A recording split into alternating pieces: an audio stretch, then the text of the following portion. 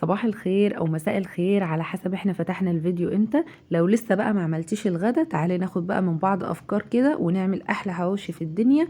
طريقة سهلة وسريعة وبسيطة وبدون اي مجهود. شايفين شكله القمر ده وهو لسه طالع من الفرن كده سخن ومقرمش؟ كان شكله ولونه وطعمه حكاية. بصوا، طبعا هنقدمه مع المخلل اللي عملناه مع بعض برضو في القناة. تعالوا نسمي الله ونصلي على الرسول ونشوف عملناه ازاي مع بعض. انا عندي ده نص كيلو من اللحمة، دي عندي حتة من اللية كده انا فرمتها، وثلاث بصلات كبار، وكام قرن فلفل كده سبايسي. هحط بقى اللحمة بتاعتي. طبعا السر في طعم المحلات هي اللية اللي انا هحطها، مفيش لية هطلب من الجزار حتة دهنة وهفرمها واحطها عليها، برضو هتديني طعم حلو جدا. عندي بقى دول فصين توم بالظبط، وشوية ملح وشوية فلفل وشوية كزبرة ناشفة، وشوية بهارات لحمة او 7 بهارات، وبس كده. مش هزود في البهارات عشان احس بطعم اللحمة بتاعتي. قلبت بقى المكونات كلها مع بعضها ما عدا الشطة، لان انا عندي بنوتة صغيرة طبعا مش هتاكل الشطة معايا، فهعمل حسابها على جنب كده. وبعدين هقلب الفلفل بتاعي، ولو حابين نحط شطة حمراء على حسب الرغبة برضو، ايه اللي انتوا حابينه يعني. ليه انا بكور اللحمه بتاعتي؟ عشان اسهل على نفسي حشو العيش. بعمل الكوره على قد الرغيف بتاعي، بصوا، وعلى حسب عدد العيش. يعني انا عامله مثلا 5 6 7، بكور على حسب عدد العيش بتاعي، بسهل على نفسي يعني الشغل بتاعي.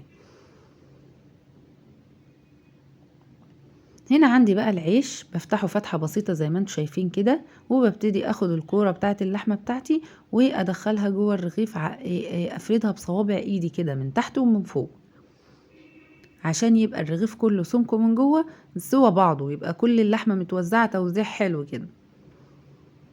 الحتة طبعا اللي بلاقيها لسه عايزة بحط لها بكمل لها، بس كده الموضوع سهل جدا، مش محتاج مجهود يعني ولا افتكاسات. في كمان حاجة في العيش، لما اجي اشتري العيش اعرفه ان هو للحواوشي، فعشان يديهولي كله مفتح زي ما انتم شايفين، ويديهولي ابيض ما كملش التسوية بتاعته، عشان لما اجي اسويه ما يبقاش لونه ياخد لون زيادة على لونه فيبقى محروق معايا، هيديني لون حلو زي ما شفناه في اول الفيديو. هسويه ازاي؟ انا عندي هاخد بقى هدهن العيش من تحت ومن فوق نسبة زيت بسيطة كده، ولو حابين نحط مع الزيت ده معلقة سمنة بلدي برضه هتديني طعم حلو قوي. هوزع العيش بتاعي بقى كله في الصينية او هحطه على صاج الفرن، وهشغل الشواية من فوق على نار هادية، وهشغل الفرن على نار عالية، وهبتدي من وقت للتاني ان انا اقلب الرغيف بتاعي عشان ياخد لون حلو قوي زي ما انتم شايفين، بيبقى كله تسوية واحدة، واللحمة كمان تكون استوت معايا. شايفين؟ اول طبعا ما بيطلع من الفرن بيبقى العيش مقرمش معايا، انا لو بحبه مقرمش هيبقى كده تمام قوي.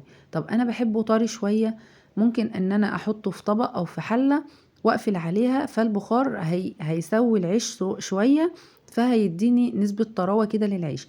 او ان انا اول ما يطلع لو عندي بخاخة مية هرش عليها رشة بسيطة قوي، واغطيه لمدة دقيقة بالظبط، وهيبقى جاهز معايا وطري وحلو. طبعا هنقدمه مع المخلل ده اللي احنا عملناه برضو مع بعض. يا رب الفيديو يكون عجبكم، ولايك وشير ومتابعة عشان يوصل لكم مننا كل جديد.